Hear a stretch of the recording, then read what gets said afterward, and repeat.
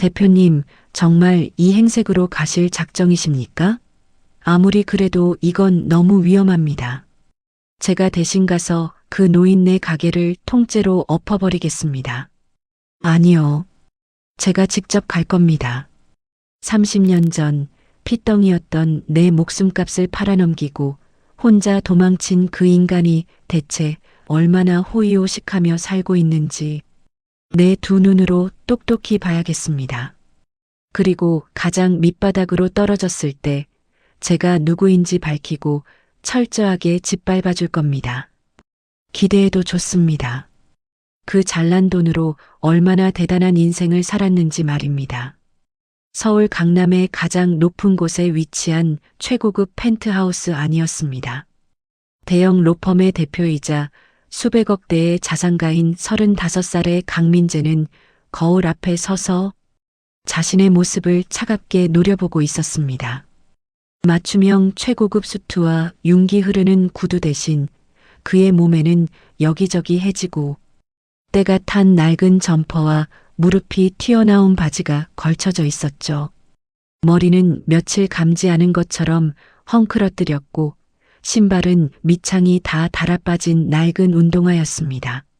손톱 밑에는 일부러 검은 때를 묻혔고 얼굴에는 피로와 절망에 찌든 기색을 억지로 꾸며냈습니다. 누가 보아도 사업에 크게 실패하고 사채업자들에게 쫓겨 야반도주한 밑바닥 인생 그 자체의 모습이었습니다. 민재는 거울 속 자신의 초라한 행색을 보며 비릿한 미소를 지었습니다. 대한민국 재계와 법조계를 쥐고 흔드는 냉철한 사냥꾼이라 불리는 그가 이런 우스꽝스러운 거짓골을 한 이유는 단 하나, 30년 전 자신을 버린 친아버지에게 복수하기 위해서였습니다. 그의 기억 속 아버지는 언제나 짙은 석탄 가루를 뒤집어 쓴 채 어두운 갱도에서 일하던 광부였습니다. 찢어지게 가난했지만 아버지의 품만큼은 언제나 따뜻했다고 기억했었죠. 하지만 그 모든 것은 처참한 배신으로 끝이 났습니다. 민재가 5살이 되던 해 탄광에서 큰 붕괴 사고가 일어났고 아버지는 살아남았지만 수많은 사람들이 다쳤습니다. 그리고 얼마 뒤 민재는 차가운 고아원 문 앞에 버려졌습니다. 나중에 그를 찾아온 큰아버지는 어린 민재의 가슴에 평생 지워지지 않을 대못을 박았습니다. 내 아비라는 인간이 갱도 사고 보상금을 혼자 독식하고 도망쳤단다. 자식 새끼인 너마저 고아원에 버리고 그 큰 돈을 챙겨서 야반도주를 했어. 짐승만도 못한 놈이다. 너는 이제 아비가 없는 거나 마찬가지니 죽기 살기로 혼자 살아남아야 한다. 큰아버지의 그 말은 어린 민재의 심장을 날카롭게 도려냈습니다. 버림받았다는 절망감은 이내 맹렬한 증오로 변했습니다.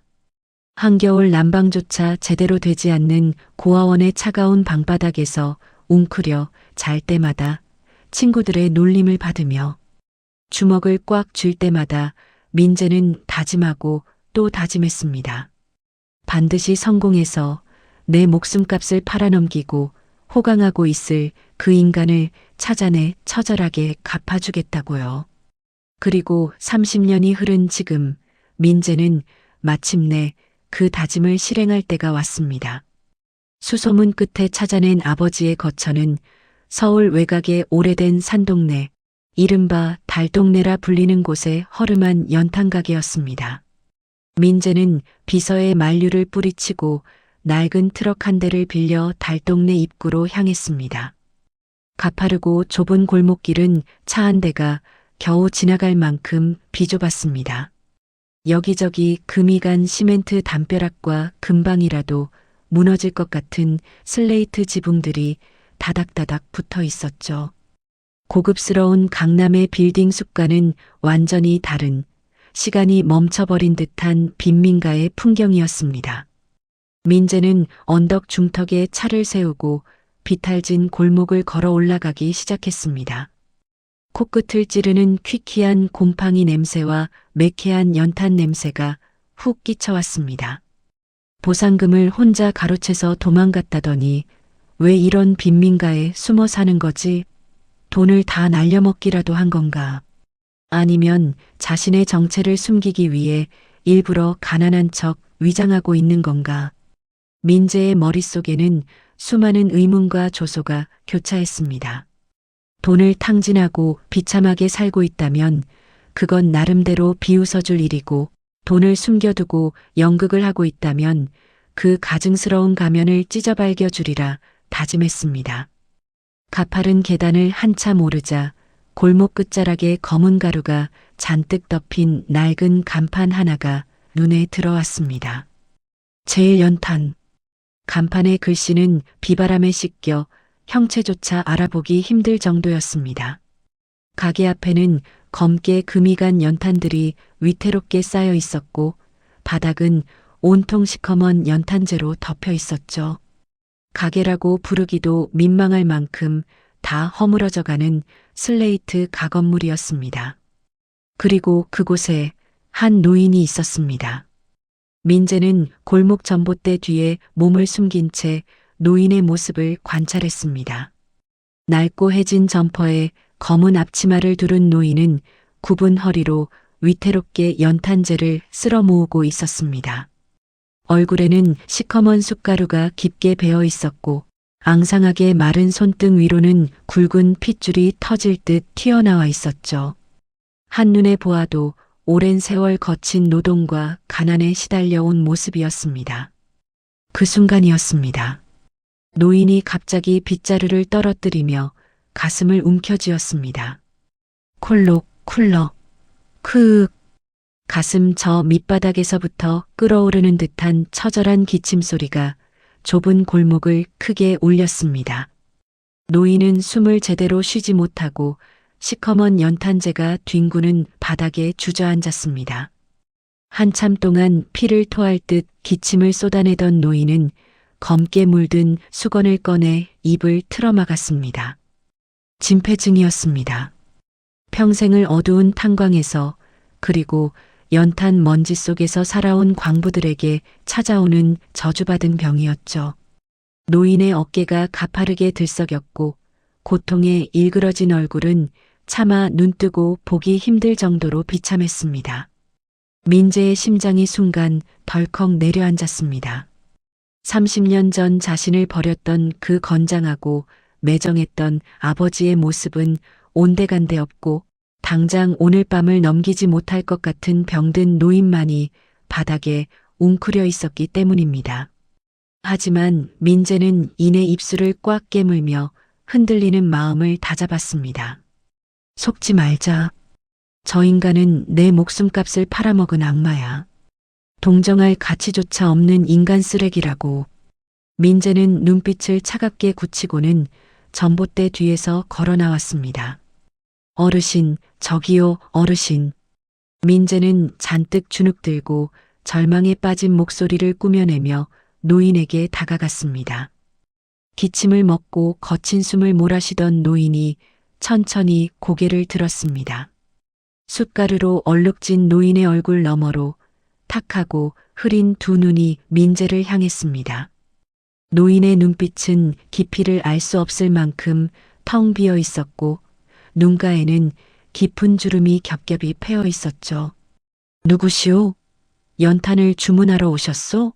노인의 목소리는 쇳소리가 날 만큼 거칠고 갈라져 있었습니다. 그게 아니고요. 민재는 말끝을 흐리며 일부러 어깨를 잔뜩 움츠렸습니다.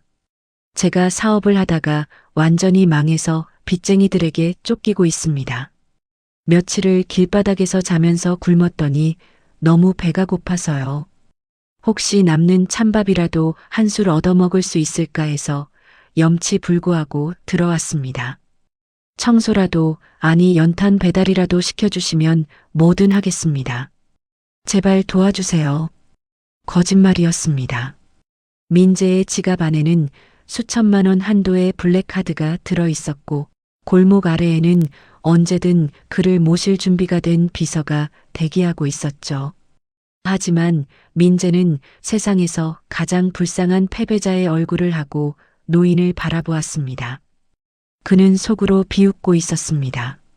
내 돈을 훔쳐간 이 이기적인 노인네가 길거리에서 굴러들어온 거지에게 찬밥 한 덩이조차 내어주지 않고 매몰차게 내쫓을 것이라 확신했기 때문입니다. 그렇게 내쫓기는 순간 비서를 불러 돈다발을 얼굴에 집어던지며 정체를 밝힐 생각이었습니다. 당신이 버린 아들이 이렇게 성공해서 돌아왔다고 당신은 평생 그렇게 연탄재나 뒤집어 쓰고 비참하게 늙어 죽으라고 저주를 퍼부어줄 참이었습니다. 하지만 노인의 반응은 민재의 예상과는 전혀 다르게 흘러갔습니다. 아이고, 젊은 사람이 얼마나 고생이 많았으면 여기까지 흘러들어왔노? 밥은 굶으면 안 되지. 굶으면 안 되고 말고. 노인은 민재의 초라한 행색을 훑어보더니 일말의 주저함도 없이 자리에서 일어났습니다. 그러고는 자신의 시커먼 손이 민재의 옷에 닿을까봐 앞치마에 쓱쓱 문질러 닫고는 민재의 소매 끝을 조심스럽게 잡아당겼습니다. 들어오시오. 찬밥은 무슨 찬밥이요? 내가 금방 따뜻하게 국밥 한 그릇 말아줄 테니 얼른 안으로 들어오시오. 날도 추운데 어서. 노인의 손길은 거칠었지만 그 안에 담긴 온기만큼은 당황스러울 정도로 따뜻했습니다. 민재는 예상치 못한 환대에 당황하여 엉겁결에 노인의 이끌림에 따라 가게 안으로 들어섰습니다. 가게 안은 밖에서 보는 것보다 훨씬 더 비참했습니다. 두 사람이 간신히 누울 만한 비좁은 방 하나에 부엌이라고 부르기도 민망한 작은 공간이 전부였죠. 방바닥은 장판이 다 벗겨져 시멘트가 드러나 있었고 벽에는 누렇게 바랜 신문지들이 덕지덕지 붙어 있었습니다. 냉기가 쌩쌩 부는 방 안에는 낡은 이불 한 채와 조그만 밥상이 전부였습니다. 노인은 방 안에서 가장 따뜻한 아랫목 쪽으로 민재를 밀어 앉혔습니다. 여기 앉아 몸 좀 녹이고 있으시오. 금방 내올 테니. 노인은 절뚝거리는 다리를 이끌고 부엌으로 나갔습니다. 민재는 차가운 방바닥에 앉아 멍하니 노인의 뒷모습을 바라보았습니다. 낡은 양은 냄비에 물을 끓이고 굳어버린 밥을 덮이는 노인의 굽은 등은 몹시도 작아 보였습니다. 도대체 무슨 꿍꿍이지? 나를 알아보지도 못했을 텐데 생면부지의 낯선 거지에게 왜 이렇게 친절하게 대하는 거야? 속셈이 뭐지? 민재의 머릿속은 복잡하게 얽히기 시작했습니다. 복수를 위해 짜놓은 완벽한 시나리오가 시작부터 빗나가고 있었습니다. 자신을 매몰차게 내쳐야 할 노인이 오히려 자신의 유일한 안식처를 내어주고 따뜻한 밥을 차려주고 있었으니까요. 민재는 이 혼란스러운 상황을 어떻게 해석해야 할지 몰라 주먹을 꽉 쥔 채 끓어오르는 냄비의 수증기만 매섭게 노려보고 있었습니다. 따뜻한 김이 모락모락 피어오르는 시래기 국밥 한 그릇이 낡은 양은 밥상 위에 놓여 있었습니다. 강남의 수십만 원짜리 최고급 코스 요리만 먹어왔던 민재였지만 눈앞에 놓인 투박한 뚝배기를 보는 순간 알 수 없는 감정이 가슴을 강하게 때렸습니다. 멸치 육수를 진하게 우려내고 된장을 삼삼하게 푼 그 냄새는 그가 그토록 증오하면서도 마음 한구석에서는 평생 그리워했던 바로 그 기억 속 냄새와 완벽하게 똑같았기 때문입니다. 민재는 흔들리는 눈빛을 애써 감추며 낡은 숟가락을 집어들었습니다. 철저하게 버림받은 패배자의 연기를 이어가기 위해 그는 마치 며칠을 굶은 사람처럼 허겁지겁 국밥을 입안으로 밀어넣기 시작했죠. 뜨거운 국물이 식도를 타고 내려가며 얼어붙어 있던 속을 기분 좋게 데워주었습니다. 우걱우걱 밥을 씹어 삼키는 낯선 청년의 모습을 보며 노인은 자글자글한 주름 사이로 희미하고도 따뜻한 미소를 지었습니다. 하지만 그 미소의 이면에는 누군가를 깊이 그리워하는 지독한 슬픔이 짙게 배어 있었습니다. 천천히 드시구려. 체하면 큰일 나. 젊은 사람이 참으로 복스럽게도 먹네. 사업 좀 망했다고 너무 기죽지 마오. 산입에 거미줄 치겠소. 살아만 있으면 어떻게든 다 사라지는 게 인생이요. 노인의 갈라진 목소리가 비좁은 방 안을 잔잔하게 채웠습니다. 그 따뜻한 위로에 민재의 숟가락질이 멈칫했습니다. 마음속 깊은 곳에서부터 거대한 혼란이 밀려들기 시작했죠. 나를 돈과 맞바꿔버린 쓰레기 같은 인간이다. 절대 저 가증스러운 친절에 속아 넘어가서는 안 된다. 민재는 속으로 수백 번 수천 번 다짐하며 일부러 날 선 목소리를 냈습니다. 말이 쉽죠. 가족들도 다 저를 버리고 떠났습니다. 어르신은 뭐 가족이라도 있습니까? 이 다 쓰러져가는 빈민가 가게에서 왜 혼자 이러고 궁상맞게 사시는데요? 자식들은 다 어디 가고 호라비 냄새나 풍기면서 이러고 계십니까? 폐륜에 가까운 험악한 말이었습니다.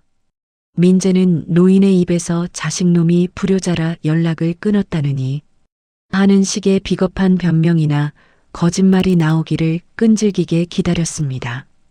그러나 노인은 화를 내기는커녕 묵묵히 돌아앉아 방구석에 놓인 녹슨 철제 캐비닛을 열었습니다. 삐걱거리는 쇳소리와 함께 노인의 거친 손이 조심스럽게 꺼내든 것은 모서리가 다 달아빠진 낡은 과자 상자였습니다. 가족 있지.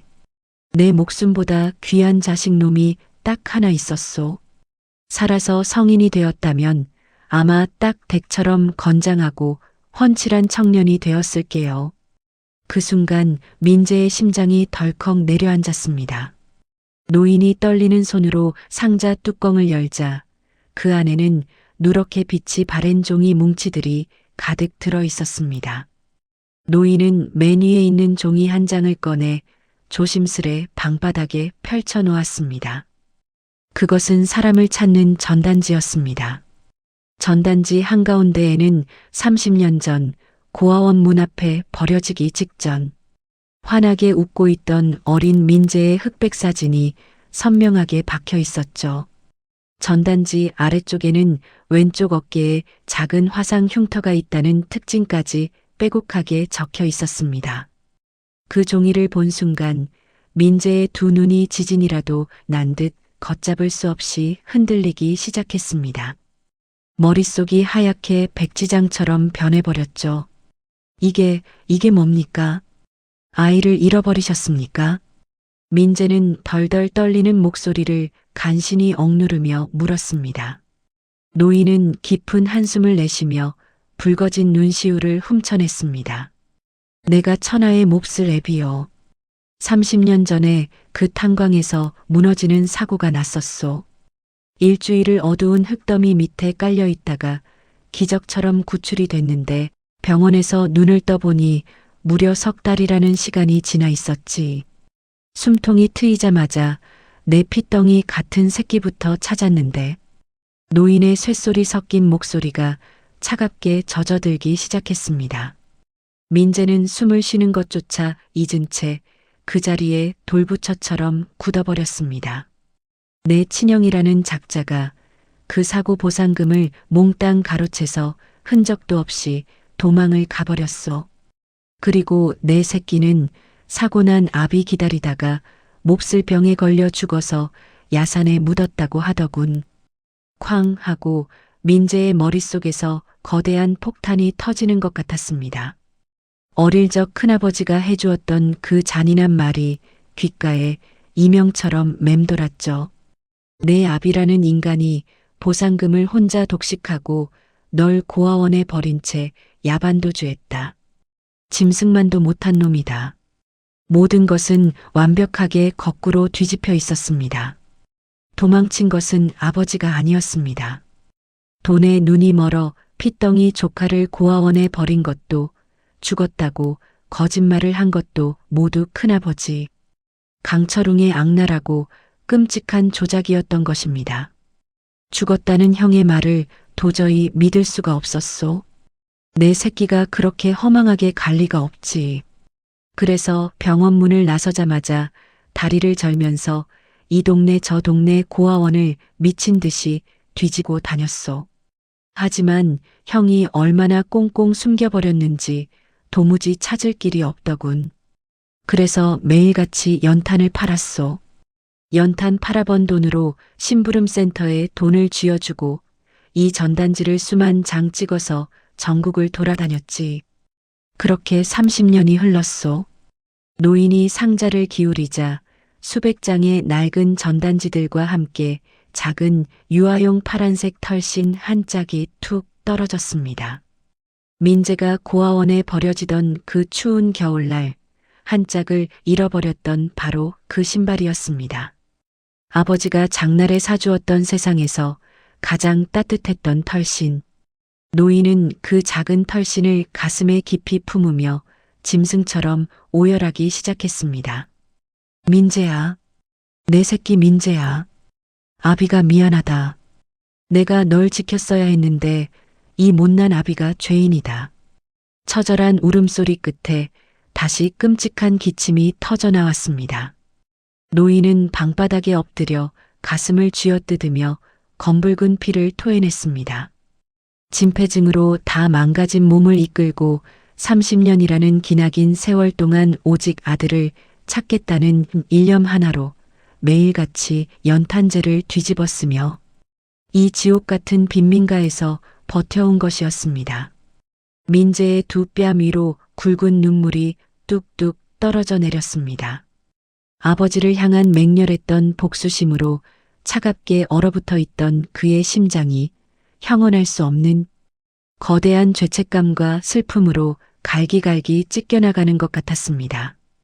도대체 나는 무슨 짓을 하려고 했던 것인가? 자신을 찾기 위해 평생을 지옥에서 살아온 이 가엾은 아버지에게 나는 무슨 저주를 퍼부으려 했던 것인가? 민재가 덜덜 떨리는 양손을 뻗어 노인의 굽은 등을 부축하려던 바로 그 순간이었습니다. 요란한 파열음과 함께 가게의 낡은 슬레이트 문이 박살나며 거친 발소리들이 방 안으로 들이닥쳤습니다. 어이, 강영감. 아주 오늘 문짝을 다 부숴버릴 작정으로 왔으니까 어디 쥐새끼처럼 숨을 생각 마. 화려한 문신을 온몸에 두른 덩치 큰 사채업자 셋이 흑발로 방 안까지 성큼성큼 들어왔습니다. 그들은 좁은 방 안을 훑어보더니 코를 쥐어짜며 인상을 구겼죠. 아씨, 냄새. 영감탱이, 오늘이 이자 갚는 날이잖아. 아들 새끼 뒤진 지가 언젠데 허구한 날 흥신소에 돈을 갖다 바쳐. 우리 형님이 빌려준 돈 언제 갚을 거냐고. 노인은 기침을 간신히 참으며 다급히 두 손을 싹싹 비비기 시작했습니다. 아이고, 형님들 오셨습니까? 며칠만, 딱 며칠만 말미를 주십시오. 요즘 날이 푹해서 연탄이 도통 안 나가서 그렇습니다. 다음 주에 꼭 맞춰드리겠습니다. 노인의 애원에도 사채업자는 비열하게 웃으며 신경질적으로 발길질을 날렸습니다. 며칠은 무슨 며칠이야. 영감님, 우리가 호구로 보여? 돈이 없으면 이 가게 터라도 당장 내놓고 나가. 사채업자의 거친 발길질에 노인이 정성껏 차려준 민재의 밥상이 허공으로 붕 떴다가 바닥에 처박혔습니다. 쨍그랑하는 소리와 함께 뚝배기가 산산조각이 났고 따뜻했던 국밥이 시커먼 시멘트 바닥에 흉하게 쏟아져 내렸죠. 그 끔찍한 광경을 지켜보던 민재의 고개가 천천히 아래로 떨어졌습니다. 헝클어진 머리카락 사이로 드러난 민재의 두 눈동자는 더 이상 혼란에 빠진 불쌍한 패배자의 것이 아니었습니다. 그것은 자신의 소중한 것을 짓밟은 먹잇감의 목줄을 물어뜯기 직전 잔혹하고도 냉철한 대한민국 최고 권력자, 포식자의 눈빛으로 완벽하게 변해 있었습니다. 뭐야 이 거지 새끼는. 어이 노숙자, 재수 없으니까 빨리 안 꺼져. 사채업자 하나가 민재를 발로 툭 차며 멱살을 잡으려 손을 뻗었습니다. 하지만 그 손이 닿기도 전이었습니다. 퍽 하는 둔탁한 소리와 함께 눈으로 쫓을 수조차 없는 빠른 속도로 민재의 손이 사채업자의 손목을 낚아채더니 그대로 꺾어버렸습니다. 뼈가 어긋나는 끔찍한 비명이 비좁은 방 안을 가득 채웠고 거구의 사채업자가 단번에 무릎을 꿇은 채 짐승처럼 울부짖었습니다. 나머지 두 명이 당황하여 주춤하는 사이 자리에서 천천히 일어난 민재의 압도적인 기백이 좁은 방 안의 공기를 무겁게 짓눌렀습니다. 비록 낡고 해진 점퍼를 걸치고 있었지만 뿜어져 나오는 분위기만큼은 수만 명을 거느린 거대한 제국의 황제와도 같았습니다. 누구 허락을 받고 남의 밥상을 엎어 치워. 그 더러운 손. 얼음장처럼 차갑고 묵직한 민재의 목소리에 방 안의 온도가 순식간에 영하로 떨어지는 듯 했습니다. 당황한 사채업자가 주머니에서 흉기를 꺼내 들며 발악했지만 민재는 대꾸조차 하지 않고 무심한 표정으로 낡은 점퍼 안주머니에 손을 넣었습니다. 그리고 최고급 스마트폰을 꺼내 들어 단축번호 1번을 눌렀죠. 최 비서, 들어와서 여기 있는 쓰레기들 당장 쓸어버려. 민재의 그 한마디가 떨어지기 무섭게 바깥에서 검은 정장을 입은 건장한 경호원 10여 명이 폭풍처럼 골목으로 들이닥치고 있었습니다. 30년 만에 엇갈린 진실을 마주한 짐승의 진짜 사냥이 마침내 그 서막을 올린 것입니다. 좁고 허름한 연탄가게 앞 비탈진 골목길로 검은색 최고급 세단 여러 대가 굉음을 내며 미끄러져 들어왔습니다. 칠흑처럼 광이 나는 차문이 일제히 열리더니 머리부터 발끝까지 검은 정장을 빈틈없이 빼입은 건장한 경호원 10여 명이 폭풍처럼 들이닥쳤죠. 시간이 멈춘 듯 고요했던 달동네는 순식간에 숨막히는 긴장감으로 휩싸였습니다. 다 허물어져가는 슬레이트 지붕 아래 방금 전까지 기세등등하게 행패를 부리던 사채업자들은 갑작스러운 검은 정장 무리의 등장에 혼비백산하여 얼어붙고 말았습니다. 치워. 내 눈앞에서 당장 이 쓰레기들 치워버려. 민재의 서늘하고 묵직한 음성이 비좁은 방 안을 매섭게 갈랐습니다. 그 한마디가 떨어지기가 무섭게 훈련된 사냥개처럼 달려든 경호원들이 사채업자들의 팔다리를 꺾어 단숨에 시멘트 바닥에 짓눌렀습니다.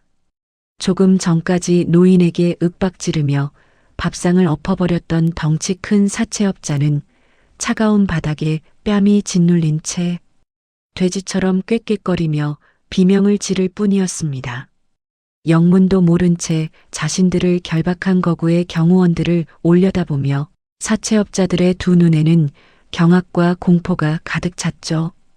이 다 쓰러져가는 연탄가게에 그것도 다 찢어진 점퍼를 입은 거지.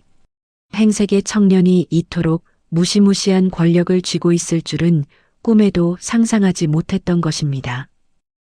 너희들 대체 뭐야? 내가 누군지 알아?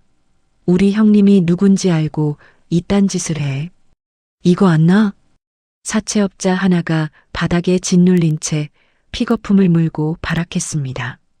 민재는 엎질러진 시래기 국밥의 잔해를 구둣발로 무심하게 밟으며 그자에게 천천히 다가갔습니다. 민재의 굽어보듯 내려다보는 서늘한 눈빛은 이미 인간의 것이 아니었습니다. 감히 내 아버지의 밥상을 엎고 가슴에 대못을 박은 버러지들을 어떻게 찢어 죽일지 계산하는 피도 눈물도 없는 절대자의 눈빛이었죠. 민재의 곁으로 다가온 최 비서가 허리를 90도로 깎듯이 굽히며 보고했습니다. 대표님, 늦어서 죄송합니다. 지시하신 대로 이 일대 사채업 조직의 자금줄과 장부는 방금 전 전부 저희 쪽으로 동결시켰습니다. 이 자들의 우두머리라는 자는 현재 저희 법무팀에서 배임과 횡령으로 엮어 검찰에 넘기는 중입니다.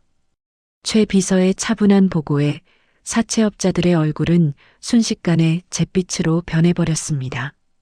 자신들이 믿고 까불던 거대한 뒷배가 눈앞에 있는 이 초라한 행색의 청년말. 한마디에 먼지처럼 사라져버렸다는 사실을 깨달은 것이죠. 살려달라며 비참하게 울부짖는 사채업자들을 향해 민재는 턱짓으로 짧게 지시했습니다. 다시는 햇빛 못 보게 치워. 그리고 이놈들 입에서 나온 이자율, 불법 추심, 전부 계산해서 뼈 한마디 한마디로 갚게 만들어. 경호원들이 사채업자들의 입을 틀어막고 짐짝처럼 끌고 나갔습니다. 소란스러웠던 방안은 이내 쥐죽은 듯 고요해졌지만 그 정적을 깬 것은 노인의 처절한 기침 소리였습니다. 쿨러. 평생을 짓눌러온 진폐증의 고통에 눈앞에서 벌어진 믿을 수 없는 광경에 대한 충격까지 더해져 노인은 가슴을 부여잡고 피를 토하며 쓰러졌습니다. 아버지. 민재는 30년 만에 처음으로 그 단어를 입 밖으로 토해내며 바닥에 쓰러진 노인을 부둥켜 안았습니다. 다해진 앞치마와 시커먼 숟가루로 뒤덮인 앙상한 몸은 민재의 기억 속에 남아있던 크고 따뜻했던 품과는 너무나도 달랐습니다. 깃털처럼 가벼워진 아버지의 몸을 끌어안은 민재의 짐승 같은 오열이 좁은 골목길을 찢어지게 울렸습니다. 최 비서, 당장 헬기 띄워. VIP 병동 전부 비우고 최고의 의료진 대기시키라고 해. 당장. 이윽고 서울 밤하늘을 가로지르는 거대한 헬기 소리와 함께 노인은 대한민국 최고 권력자들이 머무는 S병원 VIP 특실로 옮겨졌습니다. 퀴퀴한 곰팡이 냄새 대신 고급스러운 디퓨저 향이 감도는 넓고 하얀 병실. 수십 대의 최첨단 의료기기가 노인의 약해진 숨결을 지켜주고 있었습니다. 민재는 말끔한 최고급 맞춤 수트로 갈아입은 채 병상 곁에 무릎을 꿇고 앉아 있었습니다. 그는 따뜻한 물수건으로 아버지의 손등에 깊게 베인 시커먼 연탄 가루를 조심스럽게 닦아내고 있었죠. 손톱 밑까지 파고든 그 검은 때는 아들을 찾기 위해 30년이라는 세월 동안 아버지가 견뎌내야 했던 끔찍한 형벌의 흔적이었습니다. 아무리 닦아내도 지워지지 않는 굳은 살과 상처들을 보며 민재의 가슴은 천갈래, 만갈래로 찢어지는 듯 했습니다. 그때 병실 문이 조심스럽게 열리고 최 비서가 두꺼운 서류철을 들고 들어왔습니다. 민재는 아버지의 잠든 얼굴에서 시선을 떼지 않은 채 얼음장처럼 차가운 목소리로 물었죠. 찾았어? 네, 대표님. 30년 전 강철웅 씨, 아니, 그자에 대한 모든 기록을 찾아냈습니다. 최 비서가 건넨 서류의 첫 페이지에는 고급스러운 실크, 타이와 기름진 얼굴을 한 중년 남성의 사진이 박혀 있었습니다. 강철웅. 30년 전 아버지의 목숨값이었던 탄광 붕괴 보상금을 가로채고 조카인 자신을 고아원에 내다 버렸던 철천지원수. 큰아버지라는 탈을 쓴 그 악마는 지금 놀랍게도 대한민국 굴지의 건설사인 태영건설의 회장 자리에 앉아 있었습니다. 서류를 넘기는 민재의 손등 위로 굵은 핏줄이 터질 듯 솟아올랐습니다.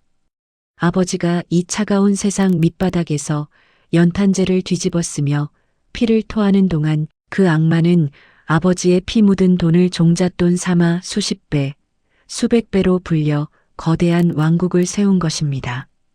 심지어 강철웅의 기사에는 어려운 이웃을 돕는 따뜻한 기업인이라는 가증스러운 수식어까지 붙어 있었죠.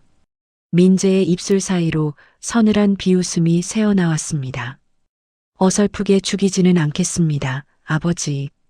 이자가 그동안 쌓아올린 모든 명예, 돈, 가족, 그 알량한 왕국을 가장 높은 곳에서 가장 비참한 밑바닥으로 떨어뜨려 줄 겁니다. 아버지가 30년 동안 흘린 피눈물, 그 1000배 만배로 갚아주겠습니다. 민재의 눈빛은 이제 슬픔을 넘어 모든 것을 파괴해버릴 듯한 시뻘건 지옥불로 타오르고 있었습니다. 대한민국 경제를 쥐락펴락하는 거대한 사냥꾼이 30년의 한을 품고 마침내 진짜 사냥감을 향해 그 날카로운 발톱을 드러내는 순간이었습니다. 최비서, 태영건설이 이번에 사활을 걸고 추진 중인 강남 재건축 사업, 그 사업권 우리 로펌이 쥐고 흔들 수 있는 방법 당장 브리핑해. 내일부터 태영건설의 모든 자금줄을 말려버릴 거니까. 네, 대표님. 즉각 실행하겠습니다. 병실의 공기가 차갑게 가라앉으며 거대한 피바람을 예고하고 있었습니다. 30년 전의 진실은 아버지의 낡은 과자 상자 속에서 깨어났고 그 진실을 마주한 아들의 분노는 이제 거침없는 칼날이 되어 강철웅의 목숨을 향해 날아가기 시작했습니다. 화려한 샹들리에가 눈이 부시도록 빛을 뿜어내는 서울 강남의 최고급 호텔 대연회장입니다. 수백 송이의 생화로 장식된 단상 위에는 대한민국 정재계를 주름잡는 유력 인사들이 가득 모여 있었습니다. 오늘은 태영건설이 주최하는 대규모 자선 후원의 밤 행사이자 태영건설이 사활을 걸고 따낸 강남 최대 재건축 사업의 출정식이 열리는 날이었죠. 단상 중앙에 선 붉은 얼굴의 중년 남성이 마이크를 잡고 거드름을 피우며 서 있었습니다. 바로 30년 전 친동생의 목숨값이었던 탄광 붕괴 사고 보상금을 가로채고 어린 조카를 고아원에 내다버렸던 악마 강철웅 회장이었습니다. 그는 맞춤형 최고급 턱시도를 입고 손가락에는 수억 원을 호가하는 다이아몬드 반지를 낀 채 온화한 미소를 지으며 하객들을 향해 입을 열었습니다. 존경하는 내외 귀빈 여러분, 저 강철웅은 평생을 가난하고 소외된 이웃을 위해 헌신해 왔습니다. 제게 가족이란 핏줄을 넘어 이 세상 모든 불우한 이웃을 의미합니다. 이번 재건축 사업에서 발생하는 수익의 상당 부분도 사회의 그늘진 곳에 기부하여 따뜻한 세상을 만드는데 일조하겠습니다. 번지르르한 거짓말이 스피커를 타고 울려 퍼지자 객석에서는 우레와 같은 박수갈채가 쏟아졌습니다. 사람들은 그가 진정으로 노블레스 오블리주를 실천하는 훌륭한 기업인이라고 칭송했죠. 카메라 플래시가 사방에서 터지고 강철웅은 가증스러운 눈물을 훔치는 신용까지 해보였습니다. 하지만 단상 뒤편 VIP 대기실로 들어선 순간 그의 온화했던 가면은 흔적도 없이 벗겨졌습니다. 그는 넥타이를 거칠게 신경질적으로 풀어헤치며 곁에 섰던 비서실장의 정강이를 매섭게 걷어찼습니다. 아우, 숨막혀 죽는 줄 알았네. 야, 그 기자 놈들한테 돈 봉투는 제대로 돌렸어? 내일 조간신문 일면에 나눔의 천사 강철웅, 이딴 타이틀로 대문짝만하게 박히게 확실히 처리해.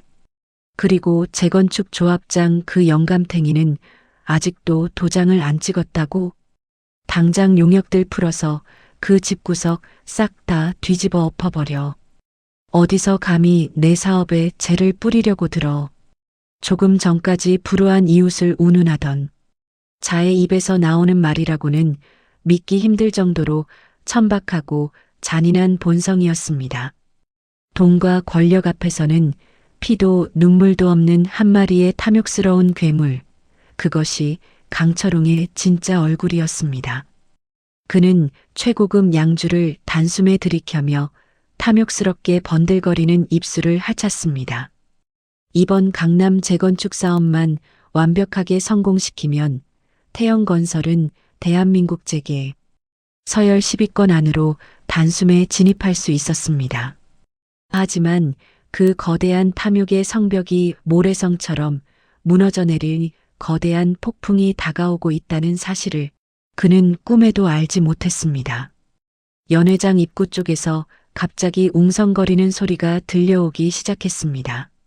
수백 명의 하객들이 마치 홍해가 갈라지듯 양옆으로 물러서며 누군가를 향해 길을 터주고 있었죠. 그 길의 끝에는 머리부터 발끝까지 한 치의 오차도 없이 떨어지는 짙은 네이비색 수트를 입은 젊은 남성이 서 있었습니다. 그는 바로 대한민국 최대 로펌과 글로벌 투자사를 동시에 이끌고 있는 전설적인 인물, 강민재 대표였습니다. 며칠 전 다 허물어져가는 연탄 가게에서 무릎이 튀어나온 낡은 점퍼를 입고 빚쟁이에게 쫓기던 초라한 청년의 모습은 온데간데 없었습니다. 날카로운 턱선과 차갑게 가라앉은 깊은 눈동자, 그리고 걸음걸이. 하나하나에서 뿜어져 나오는 압도적인 지배자의 기운은 그 자리에 모인 모든 정적의 거물들의 숨소리마저 먹게 만들 정도였죠. 민재의 등장에 가장 먼저 놀라 뛰어나온 것은 다름 아닌 강철웅이었습니다.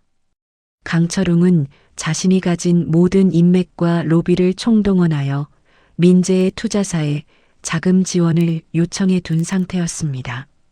재건축 사업의 규모가 워낙 거대하다 보니 겉으로는 화려해 보여도 태영건설 내부의 자금줄은 이미 바닥을 드러내고 있었기 때문입니다. 민재의 투자가 없다면 강철웅의 왕국은 당장 내일이라도 부도가 날 수 있는 위태로운 상황이었습니다. 아이고, 강 대표님, 강민재 대표님, 누추한 곳까지 어쩐 일로 이렇게 친히 발걸음을 해주셨습니까? 연락이라도 주셨으면 제가 버선발로 마중을 나갔을 텐데요. 조금 전 비서실장을 짓밟던 오만한 강철웅은 어디 가고 마치 꼬리를 치는 늙은 개처럼 허리를 90도로 굽히며 민재의 두 손을 덥석 부여잡았습니다. 강철웅은 이 젊고 거대한 권력자가 자신과 같은 강씨 성을 가졌다는 사실에 그저 흔한 우연일 뿐이라며 해벌쭉 웃고 있었습니다. 눈앞에 서 있는 이 서늘한 남자가 30년 전 자신이 고아원에 내다버리고 죽었다고 거짓말을 했던 바로 그 핏덩이 조카라는 사실은 상상조차 하지 못한 채 말입니다. 민재는 강철웅이 잡아온 손을 역겹다는 듯 천천히 빼냈습니다. 그의 시선은 강철웅의 손가락에 끼워진 수억 원짜리 다이아몬드 반지를 향하고 있었습니다. 불과 몇 시간 전 병상에 누워있던 아버지의 숟가루가 깊게 박힌 갈라진 손등이 떠올랐습니다. 아버지는 자식을 잃은 지옥 속에서 연탄재를 뒤집어 쓰고 피를 토하며 살아왔는데 이 원수는 아버지의 목숨을 갉아먹고 이렇게 눈부신 보석을 휘감은 채 호의호식하고 있었습니다.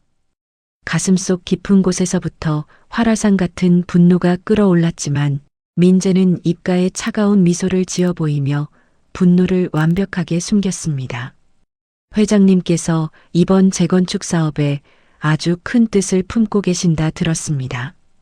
저희 투자사에서도 태영건설의 가능성을 아주 높게 평가하고 있죠. 마침 자금 조달에 약간의 어려움을 겪고 계신다길래 제가 직접 확인하러 왔습니다. 민재의 입에서 투자라는 단어가 나오자 강철웅의 눈동자가 탐욕으로 크게 번뜩였습니다. 강철웅은 침을 꿀꺽 삼키며 주변의 눈치를 살피더니 민재를 연회장 구석의 은밀한 VIP 밀실로 황급히 안내했습니다. 밀실의 문이 닫히자마자 강철웅은 무릎이라도 꿇을 기세로 민재에게 매달렸습니다. 강 대표님, 저희 태영이 이번 사업만 성사시키면 그 수익은 어마어마할 겁니다. 딱 1천억, 아니 500억만 융통해 주시면 제가 이자는 섭섭지 않게, 아니 원금의 2배로 쳐서 갚아드리겠습니다. 제발 부탁드립니다. 민재는 최고급 가죽 소파에 깊숙이 등을 기대고 앉아 탁자 위에 놓인 크리스탈 글라스를 여유롭게 돌리며 강철웅을 빤히 내려다보았습니다. 먹잇감이 스스로 완벽한 덫 안으로 걸어 들어오고 있었습니다. 민재의 입술이 아주 느릿하게 열렸습니다. 돈을 빌려드리는 건 어렵지 않습니다. 회장님, 저희가 굴리는 자금에 비하면 푼돈에 불과하니까요. 하지만 저희 투자사의 원칙이 하나 있습니다. 그 어떤 훌륭한 기업이라도 대표, 개인의 모든 것을 담보로 걸지 않으면 단 한 푼도 움직이지 않는다는 것이죠. 담보라니요. 그게 무슨 태영건설의 주식 100%, 그리고 회장님 명의로 된 모든 부동산과 숨겨둔 차명 계좌의 자산까지 모조리 담보로 넘기신다는 계약서에 도장을 찍으셔야 합니다.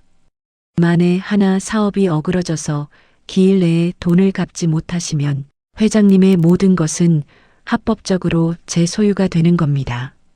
숨막히는 조건이었습니다. 자칫 삐끗하면 회사는 물론이고 평생을 모아온 재산까지 거리에 나앉게 될 끔찍한 독소 조항이었죠.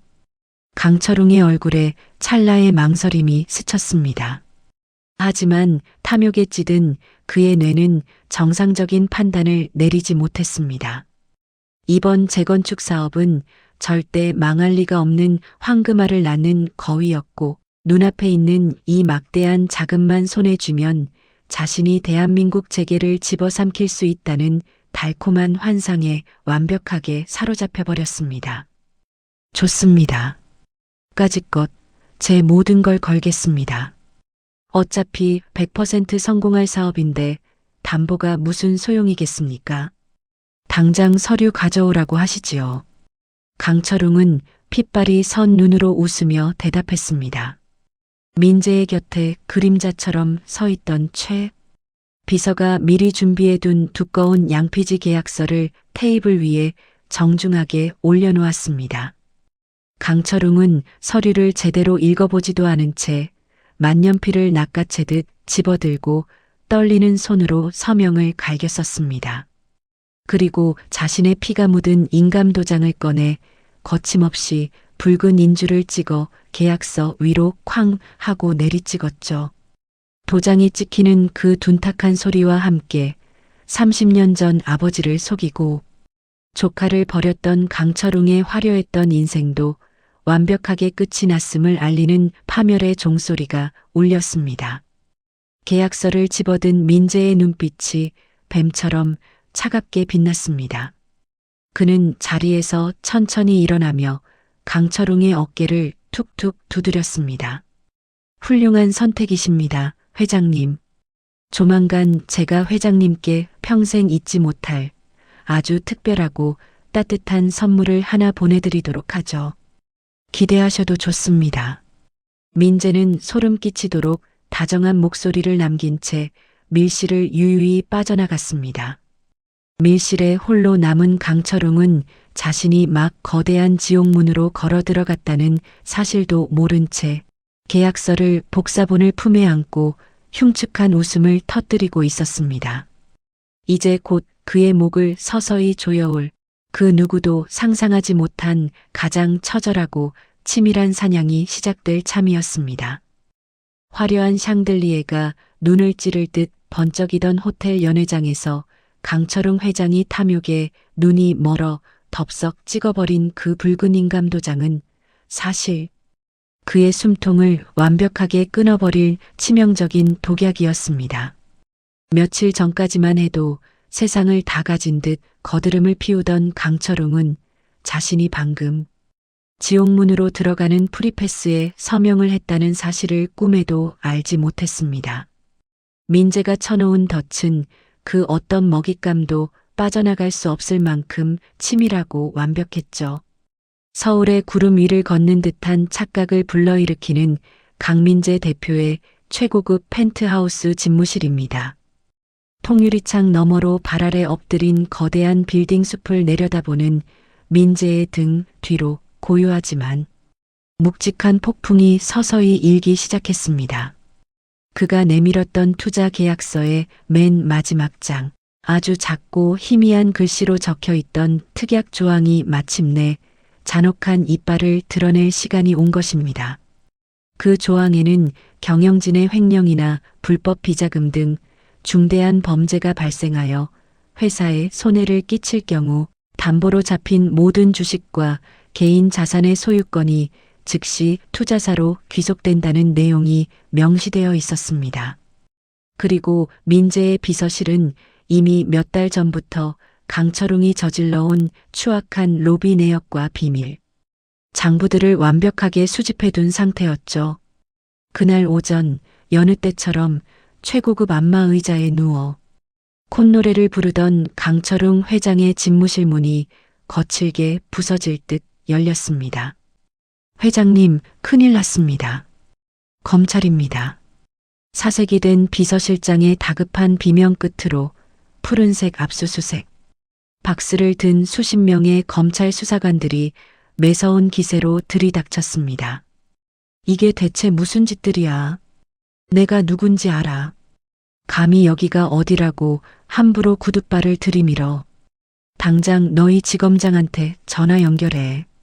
강철웅은 핏대를 세우며 고함을 질렀지만 수사관들은 들은 척도 하지 않은 채 사무실 곳곳을 인정사정 없이 파헤치기 시작했습니다.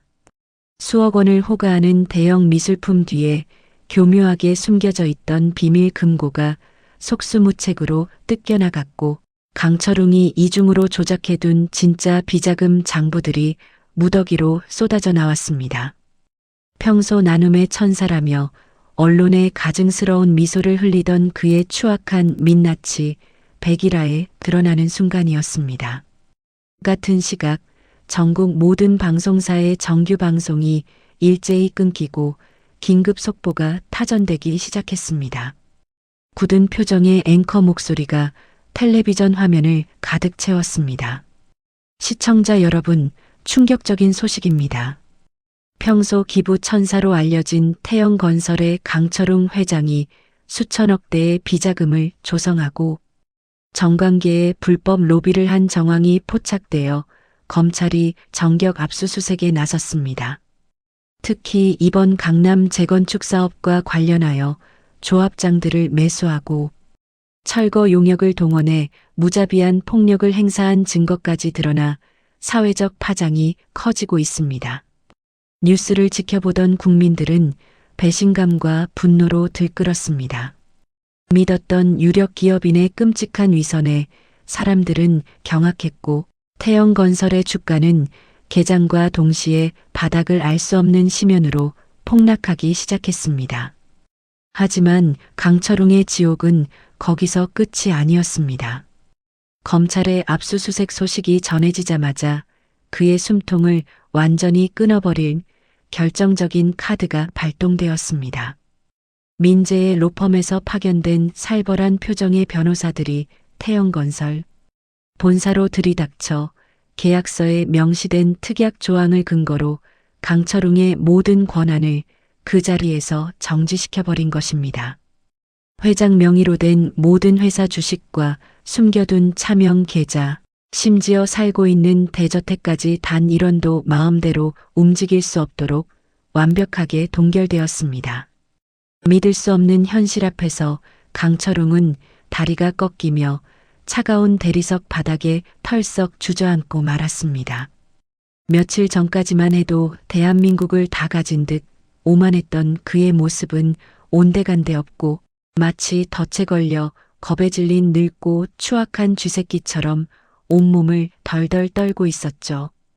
평생 자신에게 아부를 떨며 간과 쓸개를 다 내어줄 것 같던 임원들과 신복들은 이미 짐을 싸서 그를 버리고 도망친 지 오래였습니다. 강철웅은 덜덜 떨리는 손으로 바닥에 떨어진 휴대전화를 집어들었습니다. 이 끔찍한 악몽에서 자신을 구원해줄 동아줄은 오직 막대한 자금력을 쥐고 있는 강민재 대표뿐이라고 굳게 믿고 있었기 때문입니다. 그는 눈물 콧물을 쏟아내며 다급하게 민재의 번호를 눌렀습니다. 신호음이 몇 번 울리기도 전에 수화기 너머로 민재의 서늘하고 우아한 목소리가 들려왔습니다. 아, 회장님.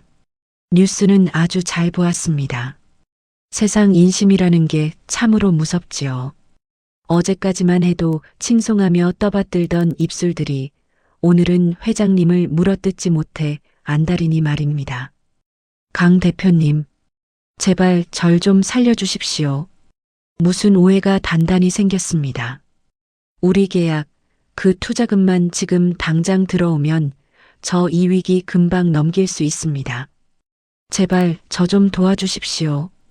제가 앞으로 강 대표님을 평생 개처럼 모시겠습니다. 제발 살려주십시오.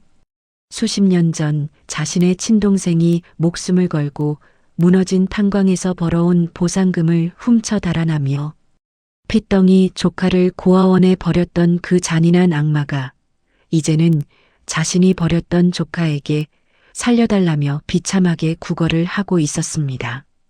민재는 집무실 가죽 소파에 깊숙이 몸을 기대며 입가에 조롱 섞인 차가운 미소를 지었습니다. 글쎄요, 회장님. 남의 피눈물을 쥐어짜서 쌓아 올린 모래성은 원래 아주 작은 바람에도 흔적 없이 무너지는 법입니다. 특히나 자기 핏줄의 목숨값을 훔쳐서 지은 더러운 성이라면 더더욱 말이지요. 그게 무슨 말씀이십니까? 핏줄의 목숨값이라니요. 강철웅의 목소리가 당혹감과 공포로 심하게 떨려왔습니다. 30년 동안 무덤까지 가져가려 완벽하게 숨겨왔다고 믿었던 자신의 가장 끔찍한 죄악이 생면부지에 젊고 거대한 권력자. 입에서 토씨 하나 틀리지 않고 흘러나오자 등골에 찌릿한 소름이 끼친 것입니다. 민재는 짐승의 숨통을 끊기 전 마지막으로 귓가에 속삭이는 사신처럼 낮고 묵직하게 말을 이었습니다. 제가 일전에 회장님께 평생 잊지 못할 아주 특별하고 따뜻한 선물을 하나 보내드리겠다고 약속했지요. 기대하십시오. 내일 아침이면 회장님의 그 화려한 저택으로 제 선물이 도착할 겁니다. 부디 오늘 밤은 두 다리 쭉 뻗고 푹 주무시길 바랍니다. 지옥불에 떨어지기 전 당신이 누릴 수 있는 인생의 마지막 밤일 테니까요. 통화가 끊어지는 뚜뚜 소리가 강철웅의 텅 빈 집무실을 공허하게 울렸습니다. 강철웅은 끊어진 전화를 붙들고 짐승처럼 울부짖었지만 이미 그가 탄 파멸의 열차는 브레이크가 완전히 고장난 채 칠흑 같은 낭떠러지를 향해 무서운 속도로 추락하고 있었습니다. 통화를 마친 민재는 굳은 얼굴로 자리에서 일어나 옷차림을 단정히 했습니다. 그가 홀로 향한 곳은 서울 시내의 최고급 VIP 병동이었습니다. 하얗고 고요한 병실 안에는 그의 아버지 강 노인이 산소호흡기에 의지한 채 깊은 잠에 빠져 있었죠. 최첨단 의료진들의 밤낮 없는 정성스러운 치료 덕분에 시커먼 연탄 가루와 피로 덮여 있던 노인의 얼굴은 한결 편안하고 깨끗해져 있었습니다. 민재는 침대 곁으로 조심스럽게 다가가 한평생 죽어버린 줄 알았던 아들을 찾기 위해 온몸이 망가져라. 연탄을 배달했던 아버지의 앙상한 손을 두 손으로 꽉 쥐었습니다. 거칠고 투박했던 그 손에 자신의 이마를 맞대자 꾹 참고 있던 뜨거운 눈물이 다시금 뺨을 타고 속절없이 흘러내렸습니다. 아버지, 조금만, 아주 조금만 더 기다려주세요. 내일이면 30년 동안 아버지를 그 끔찍한 지옥에 가둬두었던 그 악마를 아버지가 흘리신 피눈물 앞에 완벽하게 무릎 꿇게 만들겠습니다. 아버지가 잃어버리신 30년의 세월, 제가 그놈의 뼈와 살을 깎아서라도 전부 다 갚아드리겠습니다. 그러니 제발 눈만 뜨고 지켜봐 주세요. 민재의 처절한 맹세가 차가운 병실 공기를 먹먹하게 데우고 있었습니다. 30년 전 고아원 차가운 문 앞에 버려져 밤새 울던 힘없는 어린아이는 이제 거대한 제국의 무자비한 지배자가 되어 자신의 모든 것을 앗아간 원수를 심판할 거대한 단두대의 칼날을 치켜들고 있었습니다. 운명의 내일 강철웅의 저택으로 배달될 민재의 서늘하고도 끔찍한 선물이 과연 무엇일지 폭풍 전야의 밤이 깊어가고 있었습니다. 창밖으로 어슴푸레한 새벽 안개가 걷히고 서울 평창동의 최고급 대저택에도 아침 햇살이 스며들기 시작했습니다. 평소 같았으면 수많은 고용인들이 분주하게 움직이며 대리석 바닥에서 윤이 나도록 청소를 하고 주방에서는 최고급 식재료로 아침 만찬을 준비하는 소리가 들려왔을 시간이었죠. 하지만 수백억 원을 호가하는 강철웅 회장의 저택은 마치 거대한 무덤처럼 기괴한 정막만이 흐르고 있었습니다. 검찰의 압수수색 뉴스가 터지고 회사의 모든 자산이 동결되었다는 소식이 전해지자마자 평생 그에게 굽실거리던 가사도우미들과 운전기사들마저 밀린 월급이라도 챙기겠다며 집안에 감나가는 은식기들을 훔쳐 달아나 버린 후였습니다. 넓고 화려한 응접실 한가운데 강철웅은 구겨진 셔츠 차림으로 넋을 잃고 주저앉아 있었습니다. 밤새 한숨도 자지 못한 그의 두 눈은 시뻘겋게 충혈되어 있었고 손에는 마시다 남은 독한 위스키 병이 위태롭게 들려 있었죠. 며칠 전까지만 해도 대한민국 재계를 호령하며 가난한 자들을 벌레 보듯 무시하던 오만한 재벌 회장의 모습은 온데간데 없었습니다. 지금 그의 모습은 그저 모든 것을 잃을까봐 공포에 질려 벌벌 떠는 초라하고 늙은 죄인에 불과했습니다. 그때였습니다. 묵직하고 거대한 저택의 대문 초인종이 날카롭게 울렸습니다. 딩동, 딩동. 고요한 집안을 찢어놓는 듯한 소리에 강철웅은 화들짝 놀라며 자리에서 튕겨져 일어났습니다. 올 사람이 없었습니다. 이미 모든 인맥이 끊기고 철저하게 고립된 그에게 찾아올 사람이라고는 빚쟁이나 검찰 수사관들 뿐이었죠. 하지만 벼랑 끝에 몰린 인간의 뇌는 헛된 희망을 만들어내기 마련입니다. 강철웅은 떨리는 입술을 지니기며 맨발로 대문을 향해 미친 듯이 달려나갔습니다. 강민재 대표가 마음을 바꾼 걸 거야. 그래, 어제 전화로 오늘 아침에 특별한 선물을 보내겠다고 했잖아. 내 담보 가치를 인정하고 투자금 수표를 보낸 게 틀림없어. 강철웅은 핏발이 선 눈으로 미친 사람처럼 중얼거리며 육중한 철문을 거칠게 열어젖혔습니다. 하지만 문 밖에는 아무도 없었습니다. 서늘한 아침 공기만이 그의 얼굴을 스치고 지나갈 뿐이었죠. 실망감에 고개를 떨구려던 찰나 그의 시선이 대문 앞 대리석 바닥에 놓인 물건에 꽂혔습니다. 최고급 검은색 벨벳으로 포장된 제법 묵직해 보이는 상자 하나가 단정하게 놓여 있었습니다. 포장 위에는 핏빛처럼 붉은 리본이 정교하게 묶여 있었죠.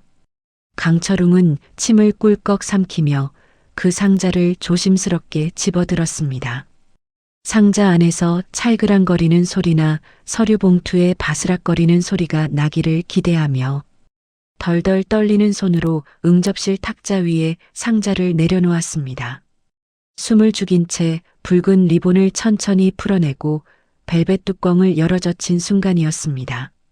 상자 안의 내용물을 확인한 강철웅의 두 눈이 찢어질 듯 커지더니 이내 그의 입에서 짐승이 목이 졸리는 듯한 기괴한 비명이 터져 나왔습니다.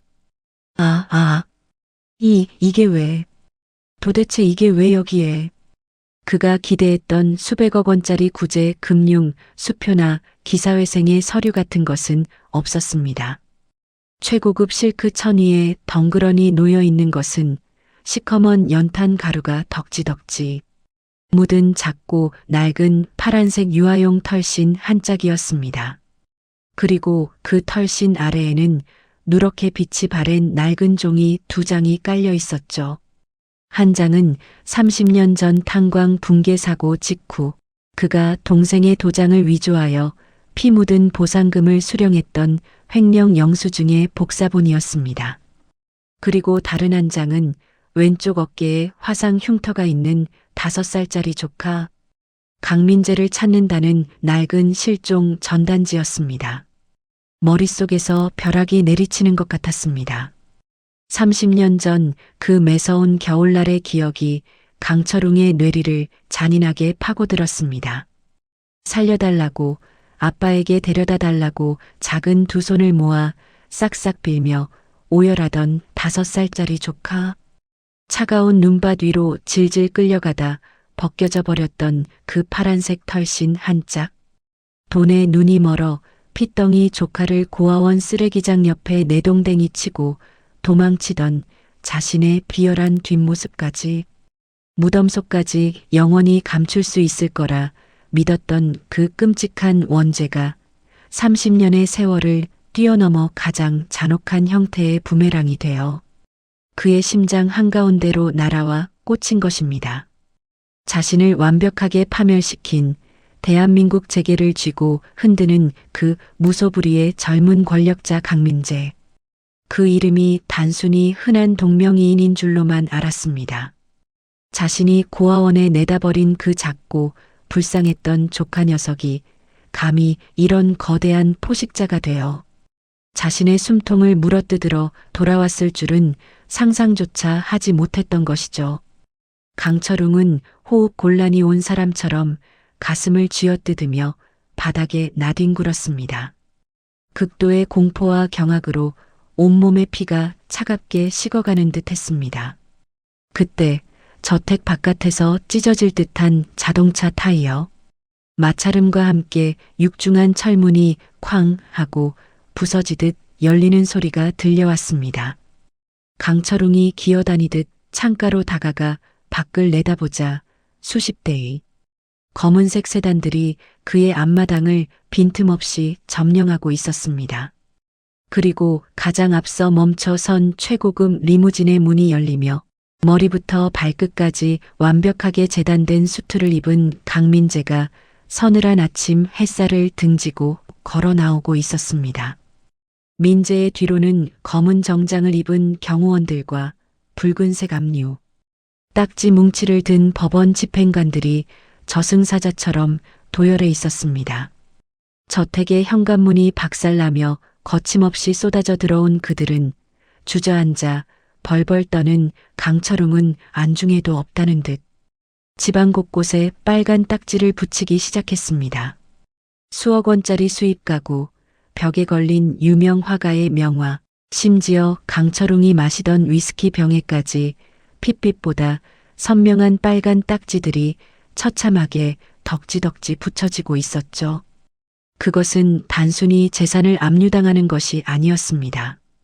동생의 피눈물과 조카의 목숨을 팔아넘겨 쌓아 올린 강철웅의 그 더럽고 탐욕스러운 성이 진짜 주인의 손에 의해 밑바닥부터 철저하게 박살나고 있음을 알리는 완벽한 사형 선고였습니다. 거친 구둣발 소리와 함께 응접실로 들어선 민재는 바닥에 엎드려 사시나무 떨듯 떨고 있는 강철웅을 향해 천천히 다가갔습니다. 탁자 위에 놓인 파란색 털신과 낡은 전단지를 내려다보는 민재의 눈동자에는 일말의 감정도 자비도 남아있지 않았습니다. 오직 지옥 밑바닥에서 끓어오른 차가운 증오만이 서늘하게 번뜩이고 있었죠. 선물은 마음에 드십니까? 30년 만에 다시 보는 물건일 텐데 감회가 남다르시겠습니다. 민재의 목소리는 너무나도 고요해서 오히려 살갗을 베어내는 듯한 날카로움이 있었습니다. 강철웅은 눈물과 콧물로 범벅이 된 얼굴을 들어 올려 민재의 바지 자락을 미친 듯이 부여잡았습니다. 민재야, 내가 정녕 내 조카 민재가 맞단 말이냐? 아이고, 내가 미쳤었다. 내가 짐승만도 못한 놈이었다. 내 아버지가 그렇게 죽어버린 줄 알고 어린 널 감당할 자신이 없어서 그만 몹쓸 짓을 저지르고 말았어. 핏줄인 나를 한 번만 용서해다오. 내가 내 모든 재산을 다 너에게 주마. 제발 이 늙은 큰아비를 살려다오. 거짓말이었습니다. 마지막 순간까지도 그는 아버지의 생존을 모른 채 변명과 거짓으로 위기를 모면하려 발악하고 있었습니다. 민재는 자신의 바지 자락을 붙잡은 강철웅의 손을 구둣발로 무자비하게 짓밟아 버렸습니다. 뼈가 으스러지는 듯한 고통에 강철웅이 비명을 지르며 바닥에 뒹굴었죠. 입 함부로 찢지 마. 내 놈이 감히 내 앞에서 아버지의 죽음을 입에 올려? 내 놈이 돈에 미쳐서 나를 내다버리고. 도망간 그날부터 우리 아버지는 단 하루도 편히 숨을 쉬지 못하고 연탄재를 뒤집었으며 지옥 같은 세상을 맨몸으로 기어다니셨어. 민재의 눈에서 시뻘건 핏발이 섰습니다. 평정심을 유지하려던 그의 목소리에도 마침내 30년 동안 응어리진 짐승 같은 분노가 터져 나왔습니다. 내 놈이 훔친 돈으로 이따위 대저택에서 수억 원짜리 양주를 처마실 때 내 아버지는 곰팡이 핀 단칸방에서 피를 토하며 나를 찾고 계셨다. 내 놈이 손가락에 다이아몬드 반지를 끼우고 회장 소리를 들을 때 내 아버지는 숯가루가 살갗에 박혀 짐승의 발처럼 변해버린 손으로 연탄 수레를 끄셨어. 내가 훔쳐간 건 단순한 돈이 아니야. 우리 아버지의 30년 청춘이고 우리 가족의 따뜻했던 인생 전부다. 민재의 일갈에 저택 안의 공기가 얼어붙는 듯 했습니다. 강철웅은 동생이 살아있었다는 사실, 그리고 그 동생이 30년 동안 자신을 찾지 못한 채 끔찍한 빈민가에서 비참하게 살아왔다는 사실에 눈을 하얗게 뒤집으며 경악했습니다. 그가 쌓아 올린 모든 부와 권력의 기반이 동생의 피를 빨아먹고 자란 독버섯이었음이 적나라하게 폭로되는 순간이었죠. 민재는 바닥에 벌레처럼 웅크린 강철웅을 향해 마지막 선고를 내리듯 차갑게 돌아섰습니다. 모든 재산을 내게 준다고 했지. 착각하지 마. 이 집도 내가 가진 회사도 내 명의로 된 단돈 1원의 계좌까지 이미 어젯밤부로 전부 내 소유로 넘어왔으니까. 너는 이제 세상에서 가장 비참하고 가난한 빈털터리가 되어 길거리에 나앉게 될 거다. 그리고 평생을 감옥 차가운 시멘트 바닥에서 내가 지은 죄를 곱씹으며 썩어 문드러지게 만들어주마. 끌어내. 민재의 차가운 명령이 떨어지기가 무섭게 대기하고 있던 건장한 수사관들이 강철웅의 양팔을 거칠게 꺾어 결박했습니다. 은빛 수갑이 그의 손목에 차갑게 채워졌습니다. 강철웅은 안 돼, 안 돼를 미친 사람처럼 부르짖으며 발버둥을 쳤지만 이미 그가 머물 수 있는 곳은 이 화려한 대저택이 아니라 세상의 가장 어둡고 차가운 밑바닥뿐이었습니다. 발가벗겨진 채로 저택 밖으로 짐짝처럼 끌려나가는 강철웅의 처절한 비명. 소리가 아침 하늘을 찢어놓고 있었습니다.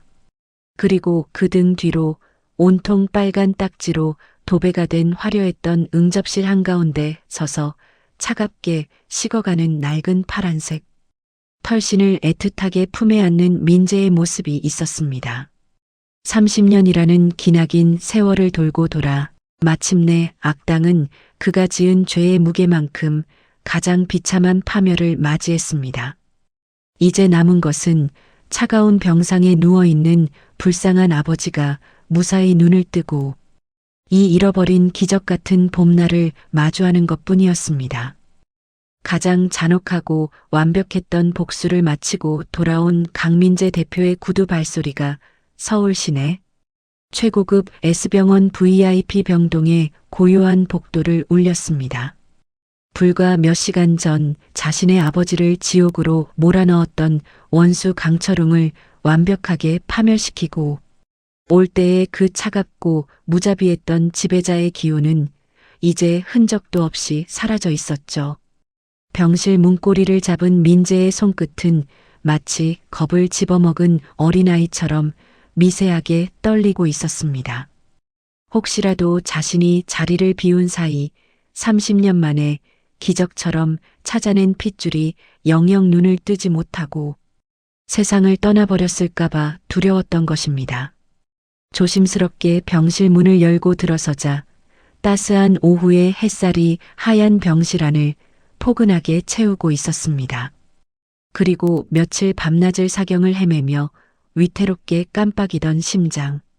박동 모니터의 그래프가 기적처럼 규칙적이고 안정적인 곡선을 그리며 뛰고 있었죠. 민재는 넥타이를 거칠게 풀어 던지고 병상 곁으로 다가가 무릎을 꿇었습니다. 최첨단 산소호흡기에 의지한 채 얕은 숨을 내쉬고 있는 노인의 얼굴은 처음 그 빈민가 연탄가게에서 보았을 때보다 한결 편안해 보였습니다. 민재는 숟가루가 깊게 박혀 지워지지 않는 아버지의 투박하고 거친 손을 자신의 두 손으로 소중하게 감싸 쥐었습니다. 그리고 그 거칠고 마른 손등 위에 자신의 이마를 댄 채 소리 없는 눈물을 뚝뚝 흘리기 시작했습니다. 자신이 차가운 고아원 바닥에서 원망과 증오를 키우며 독하게 세상을 짓밟고 올라서는 동안 아버지는 이 손이 다 닳아 없어지도록 연탄을 나르며 전국 방방곡곡을 헤매고 다녔을 생각을 하니 가슴이 천갈래 만갈래로 찢어지는 듯 했습니다. 그렇게 한참을 숨죽여 오열하던 그때였습니다. 민재의 이마에 닿아 있던 노인의 손가락이 미세하게 꿈틀거렸습니다. 물 좀 주시오. 바싹 말라 갈라진 쇳소리가 아주 작게 병실의 정적을 깼습니다. 민재는 화들짝 놀라 고개를 번쩍 치켜들었죠. 노인의 굳게 닫혀있던 주름진 눈꺼풀이 파르르 떨리더니 이내 천천히 위로 떠올랐습니다. 30년이라는 기나긴 세월 동안 오직 아들을 찾겠다는 일념 하나로 모진 풍파를 견뎌낸 그 탁하고 깊은 눈동자가 마침내 초점을 찾아가고 있었습니다. 민재는 황급히 자리에서 일어나 덜덜 떨리는 손으로 따뜻한 물을 컵에 담아 노인의 입가에 조심스럽게 적셔주었습니다. 목을 축인 노인은 멍한 눈으로 하얗고 고급스러운 병실 천장과 수백만 원을 호가하는 최신식 의료기기들을 번갈아 쳐다보며 혼란스러운 표정을 지었습니다. 평생 곰팡이 냄새가 진동하는 단칸방에서만 살아왔던 그에게 이곳은 마치 죽어서 온 천국이거나 누군가의 화려한 궁전처럼 낯설기만 했으니까요. 여기가 대체 어디요? 내가 죽어서 저승에 온 게요. 아니면 꿈을 꾸고 있는 건가? 노인은 자신의 팔에 꽂힌 수많은 수액 바늘들을 보며 당황한 듯 몸을 일으키려 했습니다. 민재가 다급히 노인의 어깨를 감싸 안으며 제지했죠. 그제야 노인의 시선이 민재의 얼굴에 머물렀습니다. 며칠 전 낡은 점퍼 차림으로 자신의 연탄가게를 찾아와 국밥을 허겁지겁 먹어치우던 그 초라한 청년이 지금은 머리부터 발끝까지 수백만 원짜리 최고급 명품 수트를 쫙 빼입고 자신을 내려다보고 있었으니 노인으로서는 도무지 상황이 이해가 가지 않았습니다. 하지만 놀랍게도 노인의 입에서 나온 첫마디는 자신의 아니가 아니라 눈앞에 있는 청년에 대한 걱정이었습니다. 아니, 자네는 그네 가게에 왔던 그 굶주린 젊은이 아니요. 옷차림이 아주 번듯해졌네. 그 험악한 빚쟁이 놈들은 어쩌고 여길 온 게요. 혹시 자네가 날 이 비싼 병원에 데려다 놓은 건가? 아이고, 빚도 많다면서 이 비싼 병원비는 어찌 감당하려고 이런 무리를 했소? 어서 날 그만 퇴원시켜 주시오. 다 죽어가는 몸으로 깨어난 직후에도 남의 빚 걱정과 병원비 걱정부터 하는 그 지독할 정도로 바보 같고 착한 마음씨. 그것이 바로 민재가 30년 동안 잊고 살았던 아버지의 진짜 모습이었습니다. 큰아버지의 잔인한 조작에 속아 아버지를 세상에서 가장 이기적인 악마로 오해하고 저주했던 지난 날들이 뼈저리게 후회되어 민재는 왈칵 쏟아지는 눈물을 주체할 수가 없었습니다. 민재는 천천히 병상 옆 의자에서 일어나 바닥에 털썩 무릎을 꿇었습니다. 대한민국 정재계를 쥐락펴락하며 수많은 거물들을 발 아래 무릎 꿇리던 제국의 지배자가 다 쓰러져가는 늙은 연탄. 배달부 앞에서 가장 낮고 겸손한 자세로 엎드린 것입니다. 노인이 당황하여 손을 내저으려는 순간 민재가 자신의 안주머니에서 무언가를 조심스럽게 꺼내어 노인의 두 손에 쥐어주었습니다. 그것은 바로 연탄가게 방구석에 있던 낡은 과자.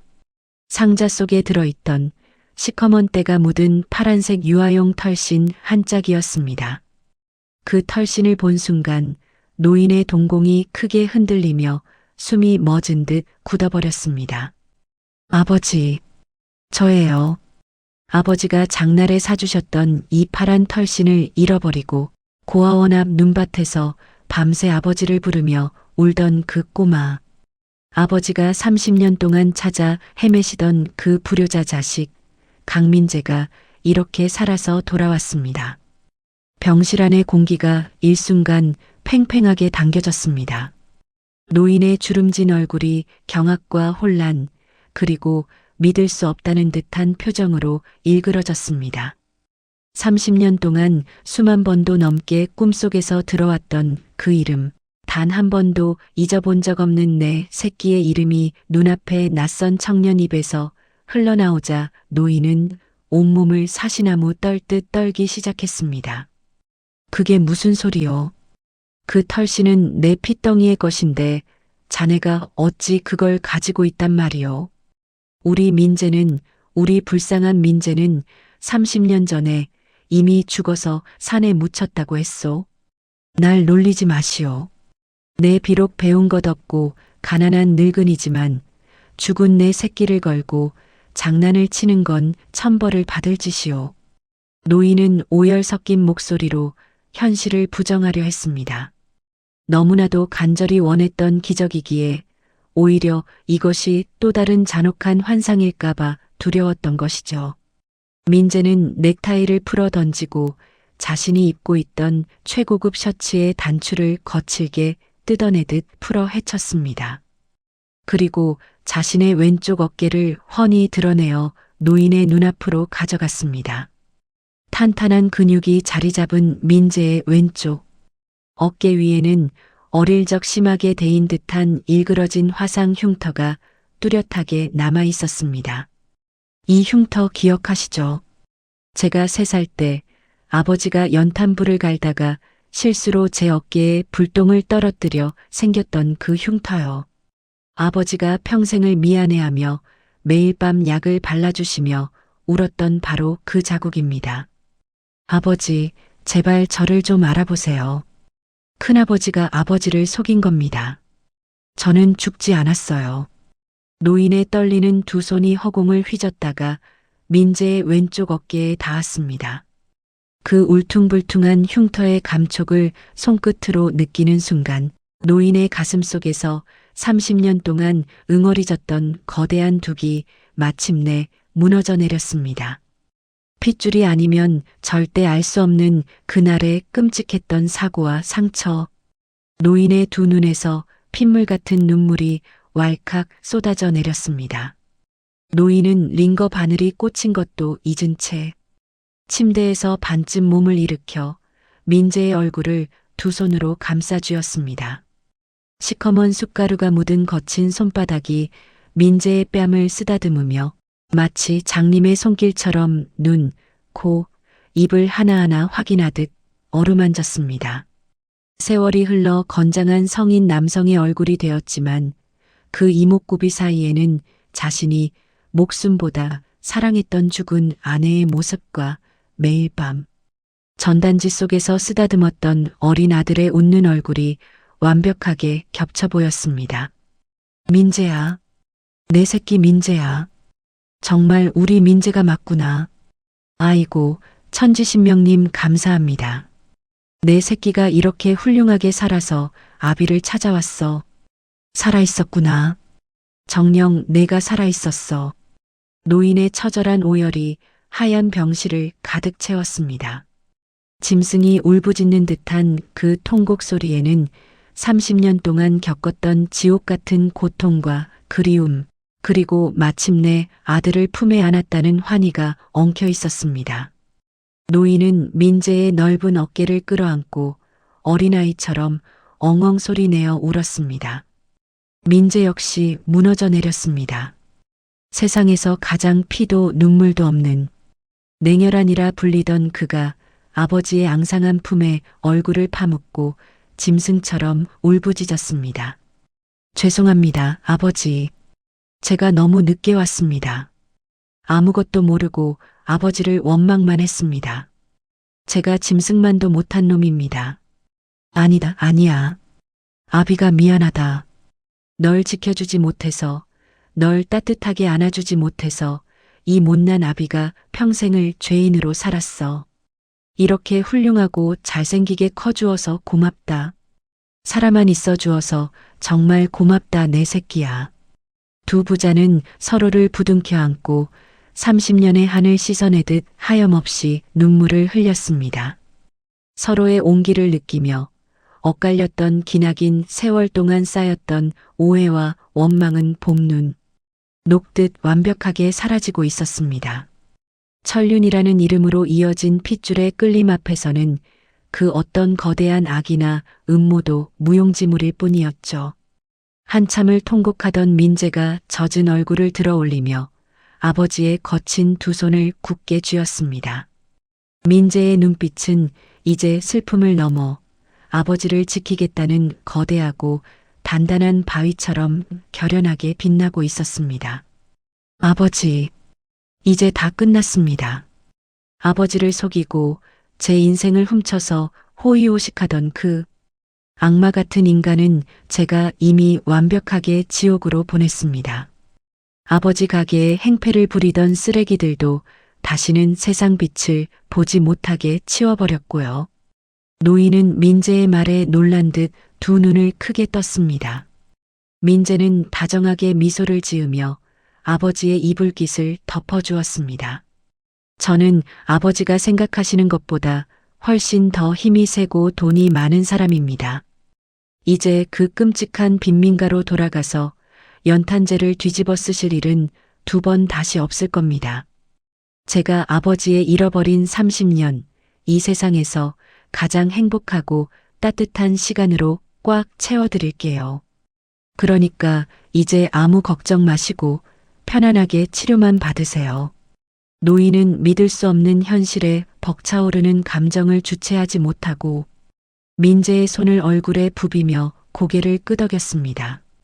창밖으로 비치는 눈부신 태양빛이 두 부자의 눈물 젖은 얼굴을 따뜻하게 비추고 있었습니다. 수십 년을 맴돌고 돌았던 잔인한 운명의 폭풍우가 마침내 거치고 가장 찬란하고 평온한 기적의 아침이 그들을 감싸 안으며 찬란한 피날레를 향해 가고 있었습니다. 따뜻한 봄바람이 차가웠던 겨울의 흔적을 말끔히 밀어내고 서울 평창동의 고즈넉한 대저택 정원에는 눈부신 햇살이 쏟아져 내리고 있었습니다. 30년이라는 길고 잔인했던 엇갈림의 끝에 마침내 진짜 봄이 찾아온 것이죠. 그동안 세상을 떠들썩하게 만들었던 태영건설 강철웅 회장의 몰락은 그야말로 처참하고도 완벽했습니다. 한때 대한민국 재계를 쥐락펴락하며 오만방자하게 굴었던 그는 이제 햇빛조차 제대로 들지 않는 차가운 교도소 독방에 수감되어 있었습니다. 강민재 대표의 철저하고도 무자비한 법적 압박 앞에 그가 평생 남의 피눈물을 짜내어 모았던 수천억 대의 재산은 단 1원도 남김없이 환수되었고 모두 헐벗고 굶주린 고아원과 소외계층을 위한 재단에 기부되었습니다. 돈 앞에서는 간과 쓸개를 다 내어줄 것 같던 그의 가족들과 신복들은 그가 빈털터리가 되자마자 가장 먼저 등을 돌려버렸습니다. 이제 강철웅에게 남은 것이라곤 수의를 입고 차가운 시멘트 바닥에 웅크려 앉아 맛없는 콩밥을 씹으며 매일 밤 악몽에 시달리는 비참한 여생뿐이었죠. 어린 조카를 매정하게 버리고 동생의 목숨값을 훔쳤던 그 악마 같은 탐욕의 대가는 죽는 날까지 감옥에서 뼈저린 후회와 고통을 씹어 삼켜야 하는 무기징역이라는 무거운 형벌로 되돌아왔습니다. 아버지를 괴롭히던 악질 사채업자들 역시 징역형을 선고받고 세상의 어두운 밑바닥으로 영원히 격리되었습니다. 가장 잔혹했던 악당들이 철저하게 심판을 받는 동안 기적처럼 서로를 되찾은 부자의 삶에는 믿을 수 없을 만큼 따뜻하고 찬란한 빛이 스며들기 시작했습니다.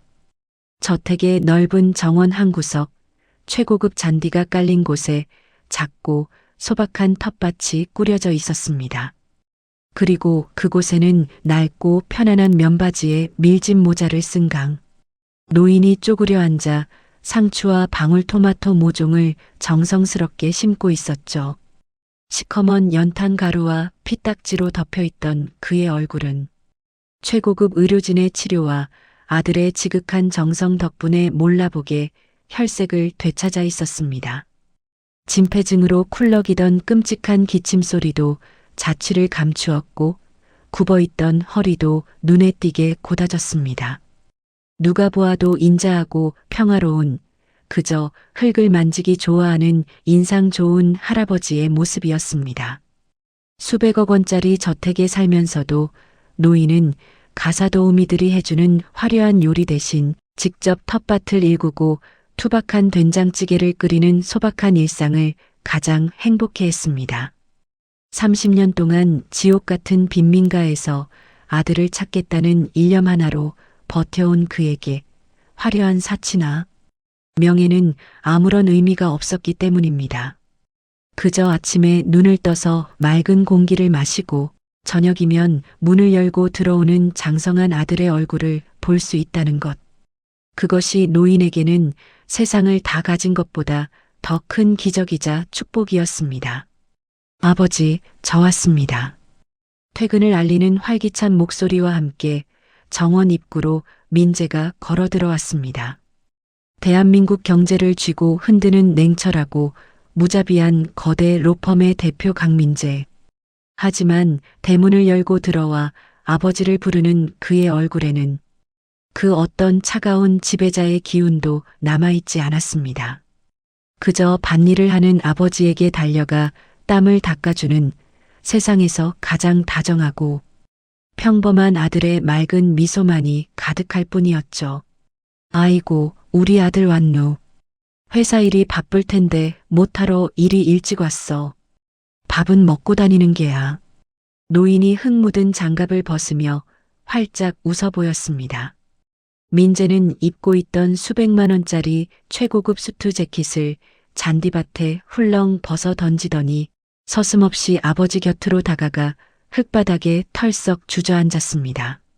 아버지랑 저녁 먹으려고 득달같이 달려왔죠. 오늘은 우리 아버지가 무슨 반찬을 해놓으셨나 궁금해서 회의도 다 미루고 왔습니다. 상추가 제법 많이 자랐네요. 내일은 삼겹살 좀 사와서 같이 구워 먹어야겠습니다. 이 녀석아, 비싼 옷에 흙 다 묻는다. 얼른 일어나서 들어가 씻어라. 애비가 얼른 따뜻하게 국 한 그릇 퍼줄 테니까. 노인이 민재의 등을 떠밀며 타박했지만 그의 입가에는 숨길 수 없는 행복한 웃음이 잔뜩 묻어났습니다. 두 부자는 나란히 어깨를 맞대고 흙먼지를 털어내며 저택 안으로 걸음을 옮겼습니다. 잠시 후 샹들리에가 은은하게 빛나는 넓은 다이닝룸의 크고 화려한 식탁 위에는 전혀 어울리지 않는 투박한 질그릇 하나가 김을 모락모락 피우며 놓여 있었습니다. 최고급 한우 스테이크나 바닷가재 요리가 올라와야 할 자리를 차지하고 있는 것은 다름 아닌 푹 끓여낸 구수한 시래기국이었습니다. 민재는 셔츠 소매를 걷어붙이고 자리에 앉아 아버지가 손수 퍼주신 시래기국을 듬뿍 떠서 입안으로 밀어 넣었습니다. 며칠 전 빚쟁이에게 쫓기는 거지. 행색을 하고 찾아갔던 낡은 연탄 가게에서 눈물을 삼키며 먹었던 바로 그 맛이었습니다. 하지만 그때는 가슴을 갈기갈기 찢어놓는 형벌처럼 느껴졌던 그 맛이 지금은 세상에서 가장 따뜻하고 황홀한 구원의 맛으로 변해 있었습니다. 역시 우리 아버지 솜씨가 대한민국 최고입니다. 강남에서 제일 비싸다는 한정식집 주방장도 아버지 시래기국 발끝에도 못 따라옵니다. 허허, 이 녀석 참. 밖에서는 수천 명 거느리고 호통치는 무서운 대표님이 집에만 오면 아주 애교쟁이 아들내미가 따로 없구나. 많이 먹어라. 내일 모레 마흔인 녀석이 어찌 먹는 건 옛날 5살 꼬맹이 때랑 똑같누. 노인은 흐뭇한 눈으로 아들의 먹는 모습을 지켜보며 손수 발라낸 생선살을 민재의 밥숟가락 위에 다정하게 얹어주었습니다. 30년이라는 기나긴 시간 동안 서로의 생사조차 모른 채 한 명은 지옥 같은 가난 속에서 피를 토하며 또 한 명은 차가운 세상에 홀로 버려져 도끼만 품은 채 살아왔습니다. 하지만 그 모진 세월도 두 사람의 핏줄 속에 깊이 각인된 사랑의 기억을 지워내지는 못했던 것입니다. 식사를 마친 부자는 따뜻한 차를 한 잔씩 들고 응접실의 커다란 창가에 섰습니다. 붉게 물드는 저녁 노을이 평창동의 고즈넉한 풍경 위로 평화롭게 내려앉고 있었습니다. 응접실 한쪽 벽면에 놓인 가장 귀한 장식장 안에는 수억 원을 호가하는 골동품이나 금붙이 대신 시커먼 숯, 가루가 묻은 낡은 파란색 유아용 털신 한 짝과 누렇게 바랜 실종 전단지가 소중하게 전시되어 있었습니다. 그것은 두 사람이 겪어낸 고난의 훈장이자 서로를 향한 끈질긴 사랑의 증표였습니다. 민재는 아버지의 작고 야윈 어깨를 자신의 넓고 든든한 팔로 깊이 감싸 안았습니다. 노인 역시 아들의 따뜻한 체온에 기대어 평온하게 두 눈을 감았습니다. 아버지, 30년 동안 저를 포기하지 않고 찾아주셔서 정말 감사합니다. 아버지가 살아계셨기에 제가 그 캄캄했던 어둠 속에서 길을 잃지 않고 여기까지 올 수 있었어요. 이제부터는 제가 아버지의 가장 든든한 울타리가 되겠습니다. 우리 두 번 다시는 헤어지지 마요. 그래, 내 목숨보다 귀한 내 새끼야. 살아만 있어 주어 고맙다. 이 아비는 이제 지금 당장 눈을 감아도 여한이 없다. 이 세상 누구보다도 너를 사랑한다. 거짓과 탐욕으로 얼룩졌던 30년의 잔인한 폭풍우는 영원히 지나갔습니다. 길고 어두웠던 터널을 빠져나온 두 부자 앞에는 이제 서로의 손을 굳게 맞잡고 걸어갈 따뜻하고 눈부신 내일만이 기다리고 있을 뿐입니다.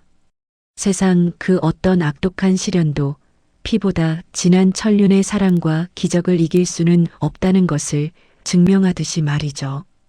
이들의 찬란하고 아름다운 두 번째 인생은 이제 막 세상에서 가장 따뜻한 첫 페이지를 넘기고 있었습니다.